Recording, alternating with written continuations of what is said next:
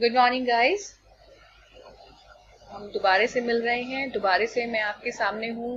दोबारा से तुम्हारी नुपुर मैम, तुम्हारी सीएस नुपुर मैम और असिस्टेंट प्रोफेसर इन एसजीसीसी, ठीक है, तुम्हारे सामने है।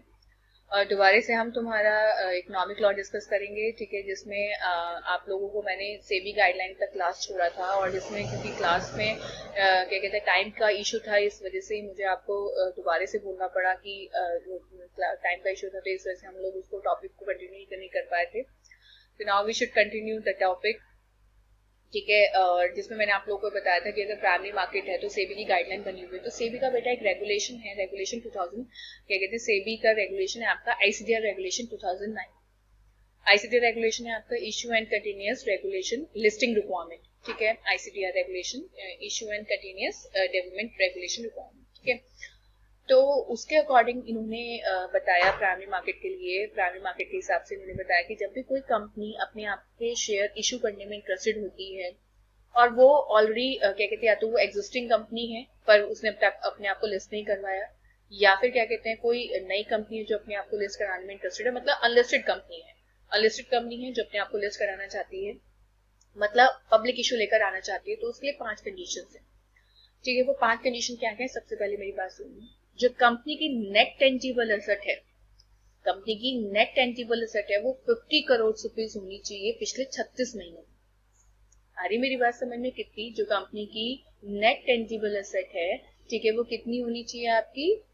कितनी होनी चाहिए मेरे बच्चों? सॉरी, क्या कहते हैं, 50 करोड़ रुपए नहीं, 5 करोड़ रुपए होनी चाहिए। सॉरी सॉरी सॉरी गाइस, ठीक है। कितनी होनी चाहिए नेट टेंजिबल एसेट आपकी? 5 करोड़ रुपए होनी चाहिए पिछले 36 महीने, ठीक है। उसके बाद दूसरी कंडीशन ये है कि क्या कहते हैं, जो कंपनी है, ठीक है, अगर उसने अपने आप को पहले क्या कहते हैं अपना नाम चेंज किया था, ठीक है, तो अब वो अगर दोबारा नाम चेंज करना चाहती है, ठीक है, तो उसका वो 50% अचीव कर चुकी है, ठीक है। अगर वो नाम चेंज कर चुकी है और वो दोबारा नाम चेंज करना चाहती है लिस्टिंग के चलते, ठीक है, तो उसका 50% अचीव कर चुकी है।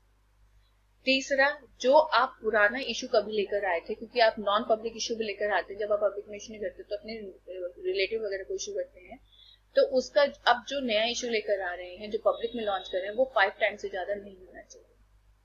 कंपनी की जो नेटवर्थ है पिछले 3 सालों में 1-1 करोड़ रुपए होनी चाहिए। क्लियर? पिछले 3 सालों में, इस साल में 1 करोड़ रुपए होनी चाहिए।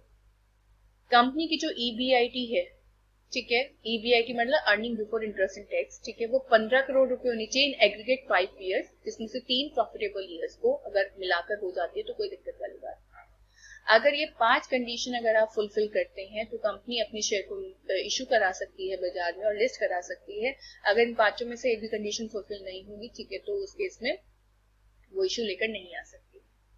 यहीं पर अगर कोई लिस्टेड कंपनी दोबारा से अपनी शेयर इशू कराना चाहती है, क्योंकि राइट इशू या बोनस इशू लेकर आती है तो कराते हैं, तो इसमें केवल 2 कंडीशन को फुलफिल करनी होती है। एक तो अगर उसने अपना नाम चेंज किया था, उसका 50% अचीव कर चुकी हो जिस पर्पज से नाम चेंज किया था, और वही वाली बात, कितने गुना वाली बात कि अगर पहले जो इतना इशू लेकर आए थे उसका अब जो इशू लेकर आ रहे हैं उसके 5 टाइम से ज्यादा नहीं होना चाहिए।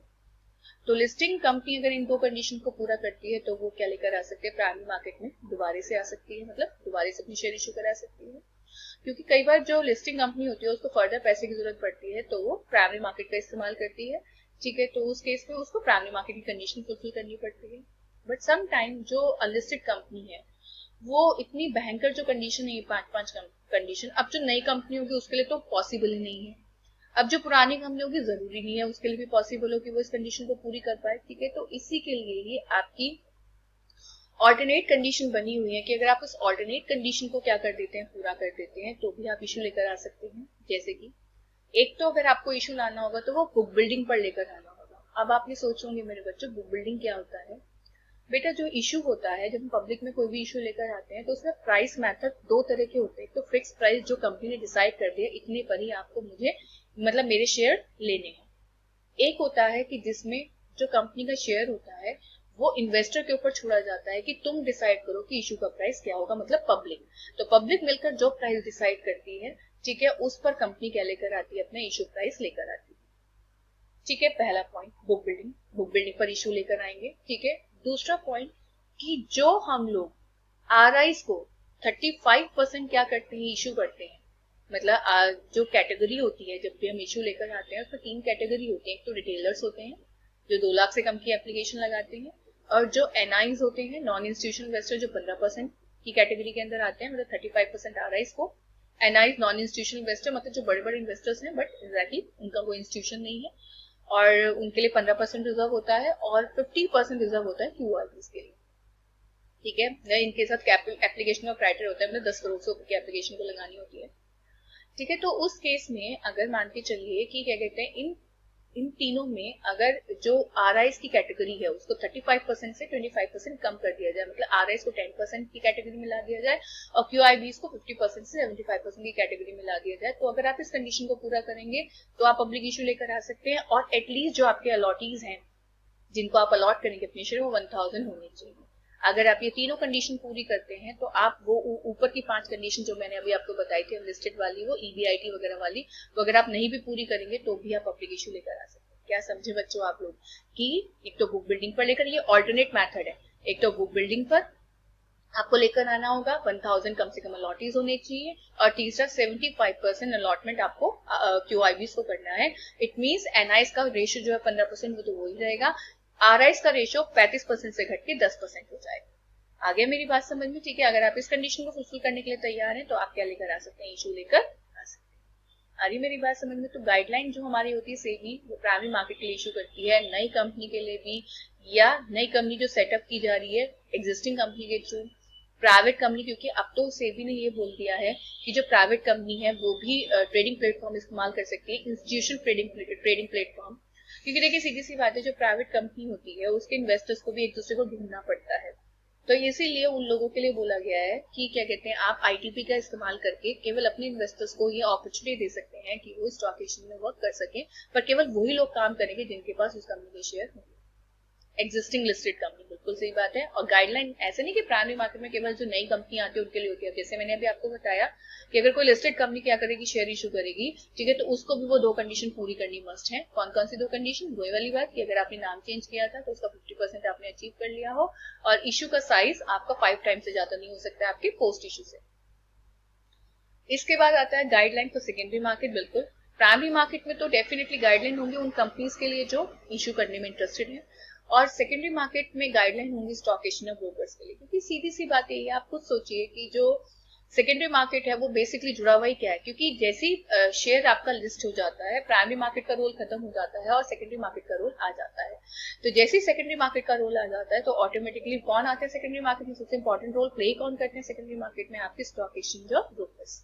ठीक है, उसके बाद आते हैं आपके एफआईज को आप एफपीआईज भी बोल सकते हैं। ठीक है, क्योंकि मैं आपको बता दूं, अब जो हमारी मार्केट है, जब से 1991 में हमने बैरियर्स क्या किए, खत्म किए, तब से हमारी जो मार्केट है वो बहुत ओपन हो चुकी है, वो सभी के लिए ओपन हो चुकी है कि आप बाहर के इन्वेस्टर्स भी यहाँ पर आकर क्या कर सकते हैं, इन्वेस्ट कर सकते हैं, यहाँ के इन्वेस्टर्स भी बाहर जाकर इन्वेस्ट कर सकते हैं। ठीक है, इस तरह से अब बैरियर्स रिमूव हो चुके हैं। तो जो एफआईज अपने आप को सेबी के पास ऐसे एफपीआई रजिस्टर कराते हैं, फॉरेन पोर्टल इन्वेस्टर रजिस्टर कराते हैं, तो बिना किसी बैरियर के स्टॉक मार्केट में सुबह से लेकर शाम तक क्या कर सकते हैं, डील कर सकते हैं। कभी भी आप लोग, अगर आप लोग मेरी राय माने, तो कभी भी आप ना न्यूज चैनल खोल के देखिएगा, क्योंकि जो मार्केट का टाइम होता है वो 9 to 3:30 होता है, सुबह 9 बजे से लेकर शाम को 3:30 बजे तक के लिए होता है। तो 3:30 बजे के बाद एक डाटा आता है कि आज किसने खरीदा, किसने बेचा। तो जो मेन डाटा होता है वो 3 कैटेगरी का होता है, एक तो एलआईसी का होता है, एक म्यूचुअल फंड का होता है, और एक आपका एफपीआई का होता है, मतलब फॉरेन इंस्टीट्यूशनल इन्वेस्टर्स का होता है, क्योंकि यही सबसे ज्यादा बल्क में खरीदते और बेचते हैं। इनफैक्ट इनके खरीदने बेचने से तो मार्केट के ऊपर भी इम्पैक्ट पड़ता है। अगर कभी भी ये खरीदते बेचते हैं ना बल्क में, ठीक है, तो अल्टीमेटली आपका मार्केट, अगर खरीदते हैं तो मार्केट बढ़ जाता है उस दिन, और अगर बेचते हैं तो मार्केट गिर जाता है। क्योंकि सीधी सी बात है, जब खरीदा जाएगा तो मार्केट बढ़ेगा और बेचा जाएगा तो मार्केट गिरेगा। तो बेसिकली इनको अलाउ किया जाता है कि वो क्या कर सकते हैं, इन्वेस्ट कर सकते हैं, but restriction on the value, ये बात मैं आपको बता दूं, क्योंकि यहाँ पर फिर क्या आ जाता है, आपका फेमा पिक्चर में आ जाता है, और इनको ये कहा जाता है कि एफआईज 10% से ज्यादा इंडिया में इन्वेस्ट नहीं कर सकते अगर वो सिंगल है। ठीक है, और अगर हम इनकी ओवरऑल लिमिट की बात करें तो ये 24% से ज्यादा इंडिया में इन्वेस्टमेंट नहीं कर सकते हैं। ठीक है, 24% को हाँ हम एक पर्टिकुलर कंपनी से हटा के उस इंडस्ट्री की लिमिट बना सकते हैं, तो एक कंपनी में 100% से ऊपर इन्वेस्ट कर सकते हैं। ठीक है, बट ओवरऑल उस इंडस्ट्री की लिमिट 24% को एक्सीड नहीं कर सकती। आ रही मेरी बात समझ में? ठीक है, तो इस तरीके से गाइडलाइन उन्होंने दे रखी है। नेक्स्ट है guideline to issue bonus share.